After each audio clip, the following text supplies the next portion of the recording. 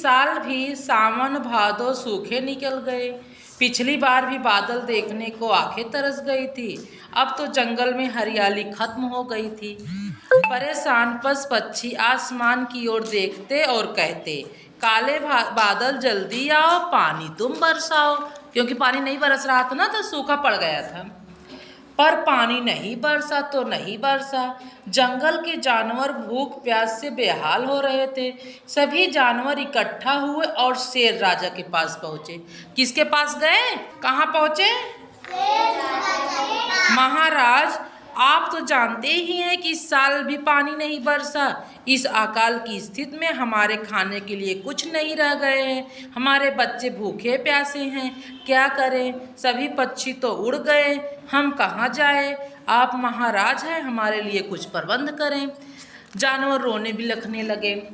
शेर बड़ी देर तक सोचता रहा, फिर बोला, धरती के ऊपर तो अब कुछ नहीं बचा है। सुनते हैं कि जमीन के अंदर भी खाने के लिए बहुत कुछ होता है, पर उसे खोजा कैसे जाए? भीड़ में सांप निकला और आगे आकर बोला, महाराज, सच है कि जमीन के नीचे खाने और पीने की चीजें का भंडार है, लेकिन उसे ऊपर कैसे लाया जाए, इसका कोई उपाय नहीं है। किसने कहा? सांप ने कहा। गधे को गुस्सा आ गया। यह भी कोई बात हुई? जमीन के नीचे खाने का भंडार है, होगा। जब हमें भूखे ही मरना है तो भंडार रहा तो हमें हमारे लिए किस काम है वो? जब भंडार है तो मेरे किस काम का है जब नहीं खाने की मिले तो? खरगोश से पूछा गया, सुना है कि जमीन के नीचे भी खाने पीने की चीजें हैं। तुम तो सुरंग बना कर रखते हो, तुम तो अवश्य जानते हो, यह सब सच है कि झूठ? खरगोश बोला, बात तो 16 आने सच है।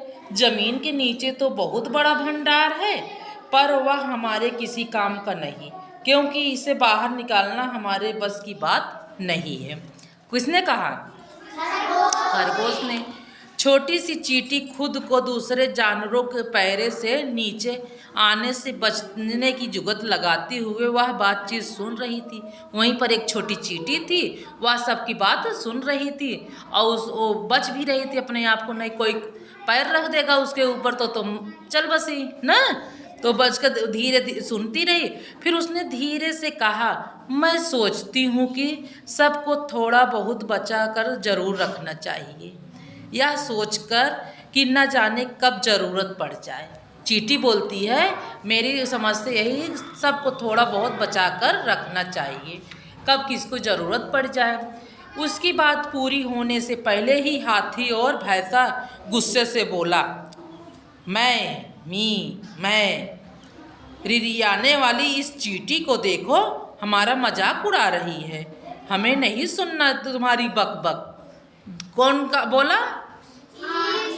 हाथी और भैंसा ने।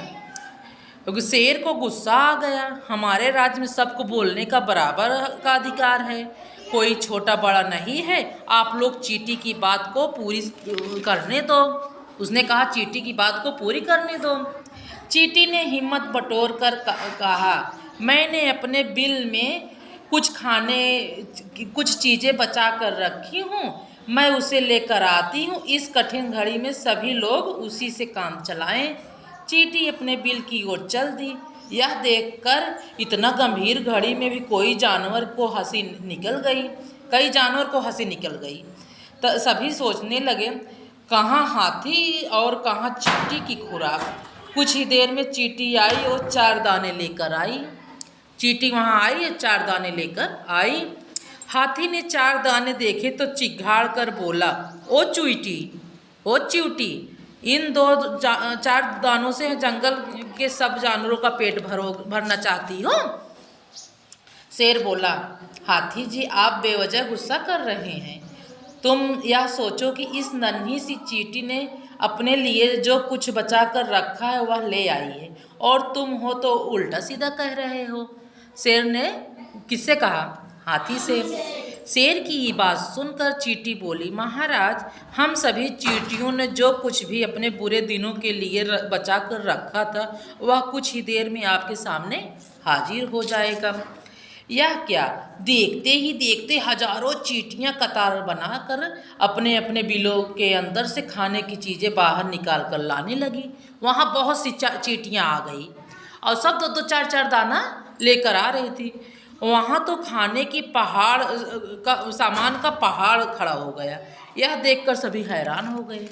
जब सभी चींटियां लाकर रखी तो इतना ऊंच में से पहाड़ जैसा सामान लगने लगा, जो खाने वाली चीज़। सबको भूख लगी थी।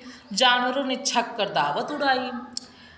कई दिनों बाद भरपेट खाना मिल पाया है। सब जानवर खूब खाए और बोले कई दिनों बाद पेट भरा आज। जैसे ही जानवर अपने अपने घर की ओर जाने लगे, शेर बोला, दोस्तों, आप सभी को चींटियों को धन्यवाद देना चाहिए, जिन्होंने मुसीबत के में आपकी मदद की है। आप सब मुझसे वादा करो कि कभी भी किसी चींटी को जानबूझकर पैर से नहीं दबाओगे। सभी ने यह शपथ ली। सभी ने शपथ लिया।